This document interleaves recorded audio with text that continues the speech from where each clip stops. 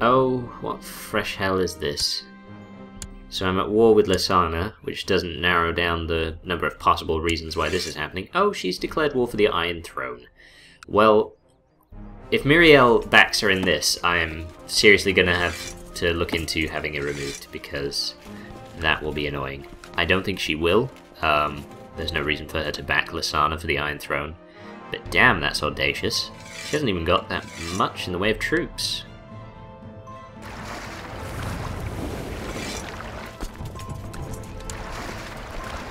I think so, anyway. No, there's just, you know, thousands, but not that many thousands. I reckon we can take her. So the Iron Throne has already lost about 30,000 of those troops in the Westerlands. Oh god, the Iron Throne army's bugging out in Dawn, so it's just gonna whittle itself down to nothing. So, yeah, once again, we can't count on them reinforcing themselves from within our territory.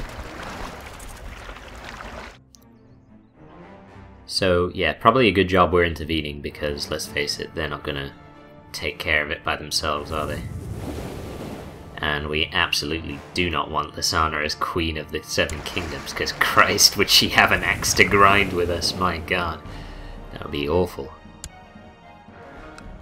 To recap, that particular axe is probably the fact that I murdered my family murdered a great many members of her family, and have at any opportunity tried to curb her power and remove her from any kind of seat.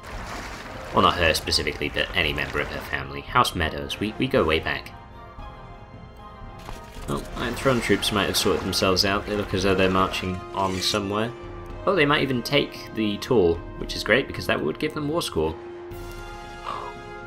Oh, terrific, we've got a claim on Langwood Hall. Oh no, wait, Atterdale. Okay, now I'm confused, but okay. Interestingly, Rickard is childless, and his wife's already had 5 kids. That's weird. House Terrick as well is where she's from. Not sure what they saw in an alliance with House Terrick of all houses, but there you go. I'd never even heard of them, to be honest. They could be made up. I think some of the houses, and possibly even... Well, I know a lot of the holdings are. They're made up. There was a Maester Martin of King's Landing, wasn't there, to begin with?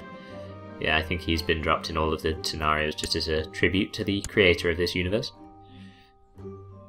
The creator of the Song of Ice and Fire universe, that is. I didn't even realise that I'd been engaged those Reach troops there, but I have, and barring some extreme misfortune, I should win.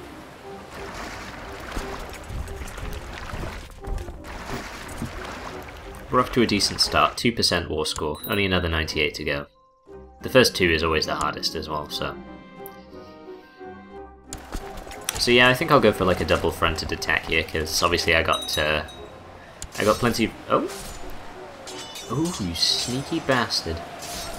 So Doran, the unfaithful shithead, has declared war on Casper. He's trying to take Duskendale away from him. Pretty sure I'll get a request for liege intervention in that one, which of course will go in Casper's favour. So we'll chase that army down. But as I was saying earlier anyway, we got troops on the eastern side of the kingdom and we got troops on the western side. And the Reach kind of spans across both coasts as well, so we've got this one force here, and that's going to be focusing on the whole Golden Grove area, probably going to capture some territories there. And I'm guessing, seeing as the Reach is probably going to be marching towards King's Landing kind of area, we'll have another army on the other side.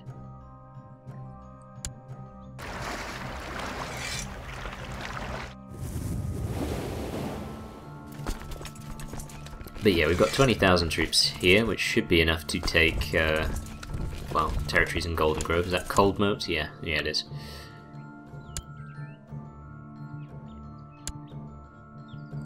Obviously I'm aware of the fact that the Reach has a much larger force stationed just nearby, but hopefully we'll be alert to that.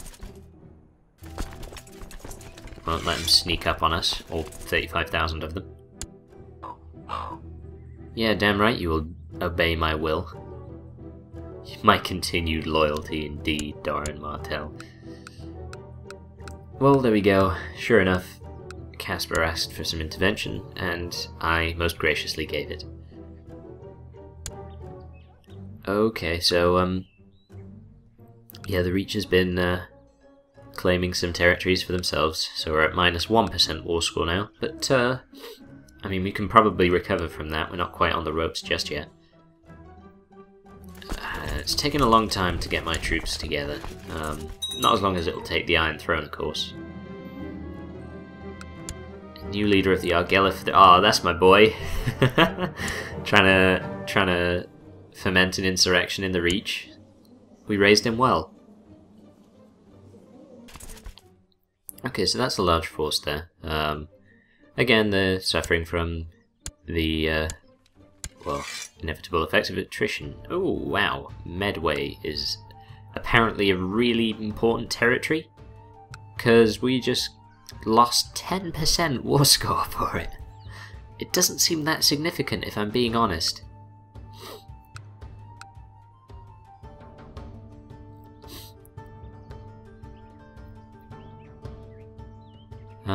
But not to worry.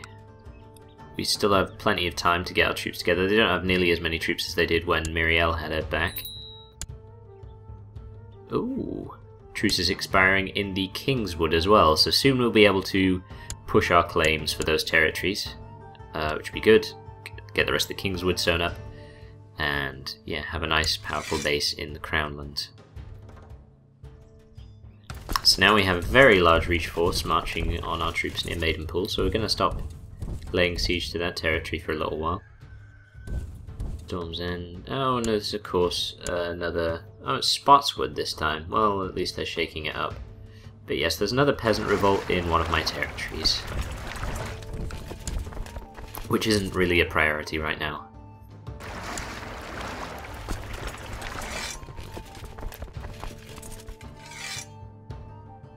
Hopefully those 18,000 will be enough to tip the balance in my scale. Yeah, we want to keep away from the Reach just at the moment, but I'm thinking that they're probably heading towards King's Landing, because that's what they went for last time when they actually won a rebellion.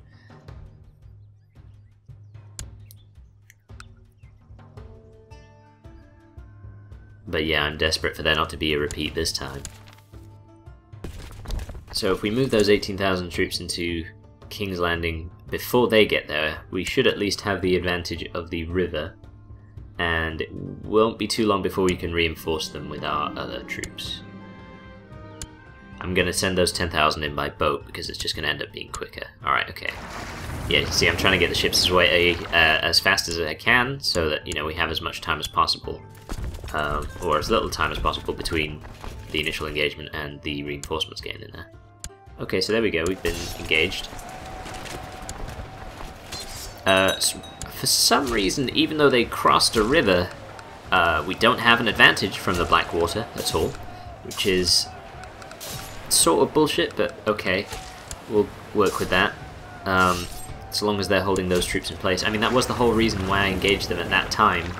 I guess I should have checked, but it just seemed logical that the river would confer an advantage. Hopefully, oh god, yeah, hopefully these troops can stop us from it being defeated at least. Yeah, we do have numerical advantage now, but our morale is obviously lower, so I think we still need to keep pumping troops into there, which is what I was going to do anyway, but this is going to be a lot closer than I was anticipating, obviously because we don't have that benefit of the river. And once again, we can't assign captains to our armies like before, which is such a stupid thing, but there it is.